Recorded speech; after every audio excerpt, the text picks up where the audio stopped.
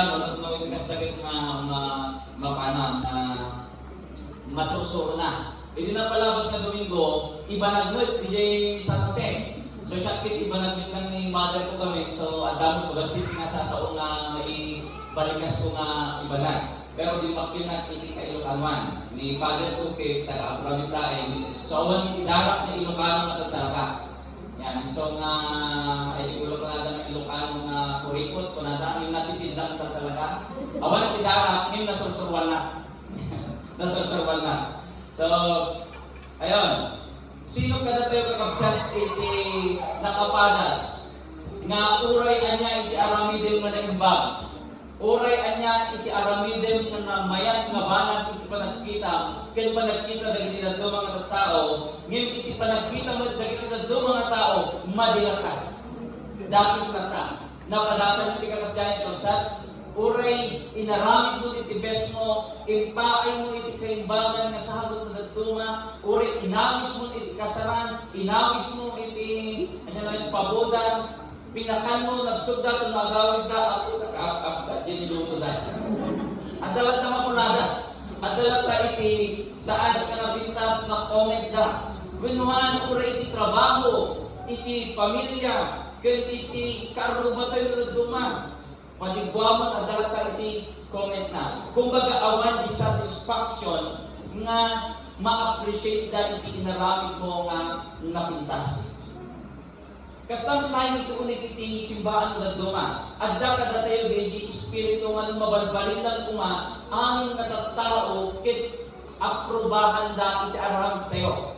We are trying to please everybody na duma, di ba?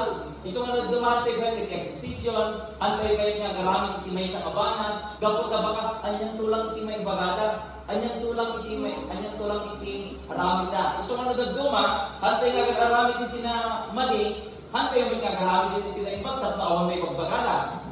Nagduma, we are trying to please everybody or somebody, get day 30, pakaendan na nadatayo kakabsat kaya ma-burn out, mabannog, nga nagaduma kaya maupay, apay, uray aramilin tayo, awan lataw at dalata iti may ibagay sa bahay. Ngayong araw, titignan natin yung Ebanghelyo ni Mateo, nga uray ni Jesucristo, ni John the Baptist, kaya dinmalang iti kastoy na realidad. Ngayon, ititing na iti mapanghusgang mundo. Ititing na iti makapabalog ng mundo bago iti comments iti ng tao, nag-alok si Jesus Cristo ng napakagandang solusyon. Ang sabi niya, lumapit kayo sa akin at kayo'y pagpapahinhin ko. Tingnan natin yung context ng ating teksto mga kapatid sa Mateo. Inihalintulad ni Jesus ang tao sa henerasyon. Iti henerasyon na, nakaskada iti ubing na gayayang na unadan. Nagpatukar kami itinaragsak na sa mga tukar. Han kayo met na nagsala. Nagpatugtog kami di malungkot na mga patay. Haan kayo met na nagsangit. Makita na uray anya iti aramiden nga may sa kabana no iti tao madi nakakaya, madi nakalakakaya. Di ba? No talaga nakagurgura na ka, uray anya iti aramiden kanyang kagurgura na karata. Ito yung double standard at pagiging mapanghusga ng mga tao sa panahon ni Jesus. Especially yung mga religious leaders, yung mga Pariseo. Amay, idiimay ni Juan Bautista niya tinubrana. Nagbaling niya kaslamonge, nagyang iti bantay, nangan iti hani, nagbado iti bado iti kamelyo. Kita niya iti kunaga, nagkararag lang iti inupubrana. Nakasansan ko iti mga beda, iti mga kanya, iti mga iti tatao. Kasla ada demonyo na. Di ba kasla ada iti kurkuran na. Doon dumadali kasi ito, iti message sila nga balbalay, doon dumadali judgment tayo Doon tayo nakapagdaligit, tapos awan mo na iti makakaruba na, awan mo na iti makisasaw na lagi, tapos nagsigit pa iti balay na, magpadali something siguro, tutukin ng pagkakapigil. Di ba? At nakasya ito ka. Hindi iti tao no, malaki-irwag kanayon, kanayon, istorya na di karkaruba, maputi talagang kamarmari kasi ito ang tuwa natin. Diyan mo sa din ng paglugarang, sing, Kasi hindi napasama ni Juan Bautista, nagdyan ni Jesus, nag-isalamuha ka dagiti tao, nagministeryo, nag-isamo ka dagiti man nagbasol, hana, kinita, iti standard ng status dagiti tao, ano ko na dagiti tao na, ako makiinom, managbarbartik deroy, kadwa na dagiti katagaw, barkada na dagiti man nagbasol. Iti sa lusot kanya barbartik paglugaran. Kapu kadagiti Pariseo nakaserra iti panunot da ken iti panagkunada iti bagida isuda lang iti gusto ken ipakita na dayto iti realidad iti biag tayo ken iti iglesia tayo ken iti komunidad na maggagawan tayo that we can never please iti amin nga tao. Kasi lahat kada kami ng pastor. Ada iti umawat kada kami, ada kada iti manggura kada kami. Hanap niya ang mga dagong no iti pastor kit nalaing ang sermon. Kaya ada lagi iti pastor nga paslang perwan daman. Ada lagi iti nalaing na ano naganapit agad minister. Ada lagi iti membro nga han na sa puliti. Ada lagi iti pastor na han nalaing ang sermon yung nalaing at bisita nalaing dahil iti mga membro kaya ito dahil iti mga membro malilang tayo. Pero talo mabanat iti kaya kung malagitin tayo dito nagsama ng pasal. Kung na, please, we need to accept that this word is hindi natin kailangan is. Tanggapin natin na uray ikaaway tayo kapagsalpitan tayo mga please. Uray pa iti asawa ng daduma, di ba? Nga daduma, adalat at paglikyaran ng daduma. Uray iti kaaruba. Hangin kamaan na badbanan kit agkatunusan kayo, kit parehas tayo. Kasi iti napasama ko ni Juan Bautista ni Jesus. Iti gobyerno tayo kapsat, masan-san makita tayo, ba? Iti napalabas lang at dada iti nagrally na iglit na. At dada iti nagrally na may sa sekta. Well, dahil ito yung mga nagrally na may sa sekta, kagugura tayo iti rally, iti presidente, dahil iti endorsoda. Tikong kunada, ang pwede rally na rally. Diba? Naman, itibaso mo, hanggang na mabuting na may kulong. Kung na, tatangay suda, iti matamaan, iti kasdayan, iti kumenta. Iti suda, iti rally, birutin na din, iti rally din. Apay na, hati yung meeting nga, maki-join ka na katata. Tapos, sa kaibagada, rule of law, may hindi pa daw yung daawan, ito rule of law.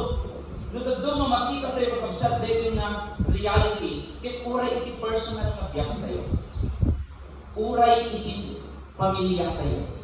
Uray iti unik iti iglesia tayo. Uray kadagiti kaaruba tayo kapsat. We need to accept that we cannot please everybody. Ngayon, iti sa lunsod ket iti kalit kada tayo kapsat. Iti nga dito na realidad na haan tayo makasapulan na i-please iti amin ng tao. Iti sa lunsod, agtakder tayo nagtakadin iti amo tayo magusto. Ket agtakder tayo kadin iti amo tayo nga pakaidayawan iti ako. We only have one audience itigyag tayo. At dalaing iti may sang kay sa pulang tayo iti. Sino? Di Diyos. Han nakasapulan nga aprubahan ang amin. Iti tao, iti post tayo iti Facebook, i-like da, i-heart da.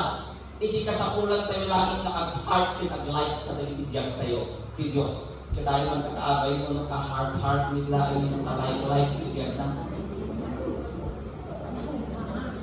Sabi sa kamaan mo. So, nag-biag tayo, ang decision tayo, kaya manyaman iti alamin din tayo magsaya. Lagi din tayo, dahil ipadikit pa kailayawan ng Diyos, dahil ipadikit naman iti glory ng Diyos. Nakuray na niya ito bagay iti tao, alamin din tayo ito na iso, iti undas na kuna iti ako. Second, gawin iti dahil na reality, ikan tayo kumakin maparaburan tayo kung mag-espiritu ko, iti tinakapin ko ba? Be humble. Pag sabi sa katabi mo, be humble. Iti verse 25, kunana, nagpapasalamat ako kuna ni Jesus sa iyo, Ama, sapagkat inilihim mo sa mga bagay, ang mga bagay na ito sa matatalino at matatalas ng isip, at inihayag mo naman sa mga busilak ng puso, gaya ng maliliit na bata. Binalikas ni Jesus dito'y Kaputa dagiti bigbigan iti tao nga lideres iti iglesia, dagiti masisiri, dagiti pariseyo, dagiti natangkong iti komunidad, dagiti maidaydayo iti komunidad, saan da nga inawat ni Jesus mismo. Isuda nga agururay iti mangisalakan. Idi naagdan ni Jesus, anya ti pinumayanda. Binabalaw da, ingganan iti palangsada iti krus. Ngayon iti imawat kini Jesus, dagiti may considered nga malilimit na bata. Anya ti kahit nga sa akin, dagiti si gagagar na umawat, di ba't ubing? No sanggol ko na dagit, pati na nga niya makita na nga rawin din. Iti natatainan ko, pati na inosente iti baso. Makita yung kapsat, dagiti simburot kini Jesus. Makita yung dagiti nagbalin na adalat ni Jesus. Sino da? Saan nga dagiti nalalaing, saan nga dagiti nakaadal, dagiti manalon, dagiti mangnarap, dagiti kulkulasay, iti komunidad, dagiti tattao nga awan, iti panagkita dakas na awan ser-servina, dagiti ordinaryo nga tattao kas kadatayo. Isuda dagiti pinili ni Jesus nga baling nga adalan na. And mind you, these ordinary people na pinili iti Dios, insuro ni Jesucristo, minuli ni Jesucristo, isuda ti nagbalin nga instrumento, tapno iti ebanghelyo maliwargawag iti sa nalubungan. Kaya 2,000 years ago, 2,000 years after, inggan ko sa pinabangan tayo. And iti siya malubungan, at dan iti agaro 2 billion Christians. Just imagine, kada ito'y nagtawod iti ordinaryo nga tao. Nagtaod ka dahil sa tao na ibilang da na awan iti marakitan da. Ngayon isuda iti inosar ti Diyos. These ordinary people, because of the grace of God, do extraordinary things. Tayo naman nakakayo no, at ito pa nga ordinary yung tayo naman sa tama. Well, no, ang dati agapin niya no, ordinary ka na tayo? Ijaya ni kami ando na ordinaryo Kapilya sila. Kalaksidan yung absat iti estado iti gagay. Magpunaan siguro dito kakastoy ng klase iti iglesia. Mabalik na kita yung basit kami lang ng papilya. Nanungulang iti panagbiya kami. Manalong kami maing. Anya ko magaruti, mabalik ko na may tulong iti church. Anya ko magaruti, mabalik na i-contribute ko iti council, iti district. Mabalik na sa salud-salud tayo. Ngayon na itibiyag tayo, kalaksidan iti estado itibiyag tayo. Kalaksidan iti kaado iti kwarta tayo. Kalaksidan iti kangato iti nagadal tayo. Ino iti inadal tayo. No adda iti puso tayo nga nag-submit iti ako Diyos. Itibiyag tayo magtulnog iti ako Diyos. Mabalin na tayo ng usaren. Tapno mga rami iti bana na nakaskastahan. Kasla kala kami na po pastor. Dahil kami ito ko na lalayin kami ito dumapit at aging lalayin. Pangkumit nga iba. Ngayon, da kami nakapsat, kasi nakata kami, nagkapo kami na ito ordinaryo, mga pamilya ordinaryo. Ngayon no itibiyag tayo na itatong tinayang Diyos.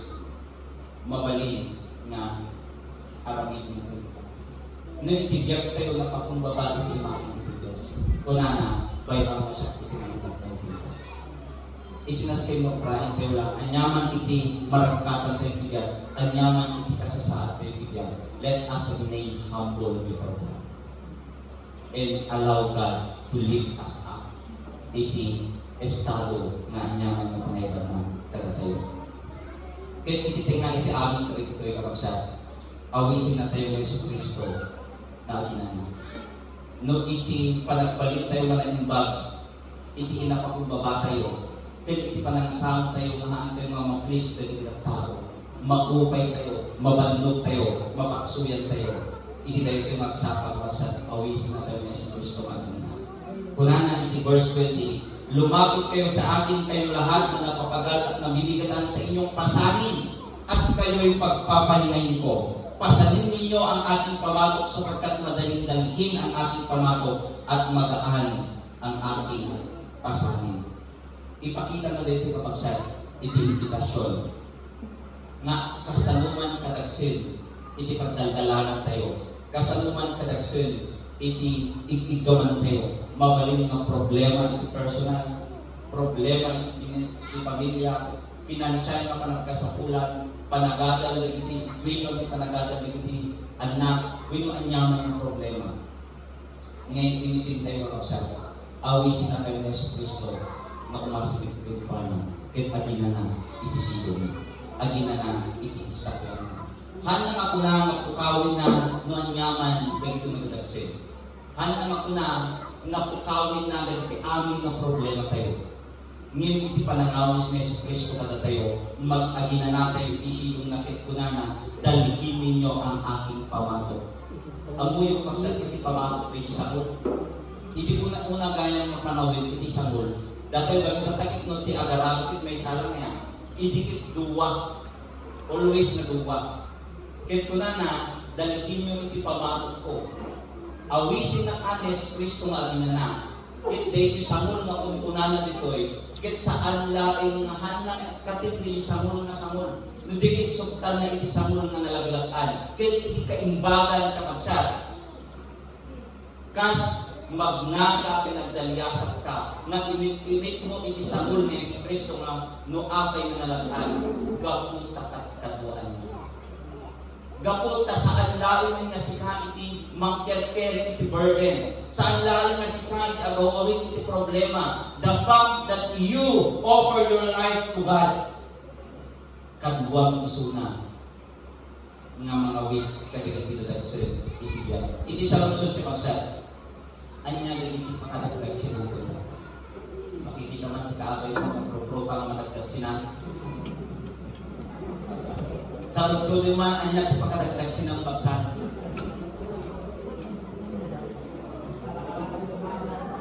Anya dagiti burdens tayo.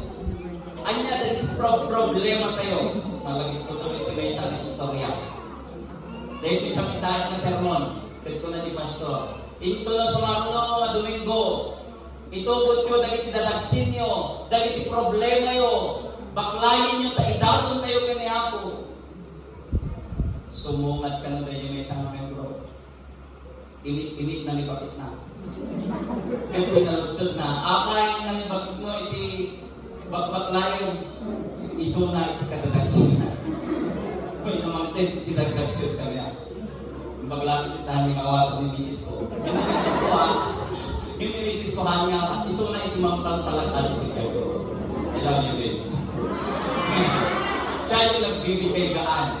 Sabi lang matakas kayo iti espiritu tayo kung saan. Noon niya magdadagsin, malagay ko din ko na best friend ko na kawanan. In every blessing, there is always a burden. Nauray iti na iti dadagsin. Mabalin na realidad, dadagsin kayo, nagduma, iti asawa, dadagsin iti anak, gapunta kasapulan tayo may provide, iti kasapulan na, ngin iti greatest blessing nila, iti kapsat, dahil ito yung nadadagsin tayo, isudamit lang iti kangunaan na paramon kada tayo. Gapunta isudat, tumulong kada tayo, mangtid ragsak kada tayo, kaya tultuloy na kadwa tayo ang dalyasan. So saan nyo ang tunayin nga, nadadagsin ko kit iba akong nataan na lalag ng tao. Nudikit kadwa tayo sila. Because in the midst of every burden, there is always a blessing. Iti sa lutsud na kapsat, more than kaling pinabanggit tayo. Ay niya itimabalik tayo ng idating kini Kristo. Iti Diyos. Saan lang yung isagsabi tayo ito ng kanito, nudikit, kaya pinagagsin tayo, mabalik ko di trabaho, mabalik ka na ipinagdo mga ministeryo, mabalik ka na itibalbanan, nga magpaupay ka na tayo. Magpakapsot, iti pagmati tayo, kin mangkiltay ka na itinamnama tayo pagsat. Iti dahil ito mga kanito, imbitaran tayo na tayo, Yesu Cristo. Come, those of you, nga magagsinan, mariribukan, mawalan itinamnama, daging tao nga magpupukawan iti ragbo kahit magina na kayo itisito. Kahit makainan na kayo sa itisito ni Kristo kagwa kayo usuna nagtaliasa. Mga kapatid, kung tayo na nandito ngayon ay nakakaramdam ng pagod sa katawan, pagod sa pag-iisip, pagod sa spiritual na buhay dahil sa expectation ng mundo ito. dahil sa gusto natin patunayan kung sino tayo sa mga tao. Pakinggan natin ang imbitasyon ng Kristo. Anak, lumapit ka sa akin at ikaw ay pagpapahingin ko. Sa pangalan ng Jesus. Amen. Tayo po ay manalangin.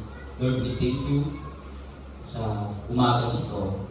We thank you for reminding us, Lord, na hindi namin kailangan i-please ang mga tao na nagpapahina sa amin, kundi ikaw lamang ang kailangan namin i-please.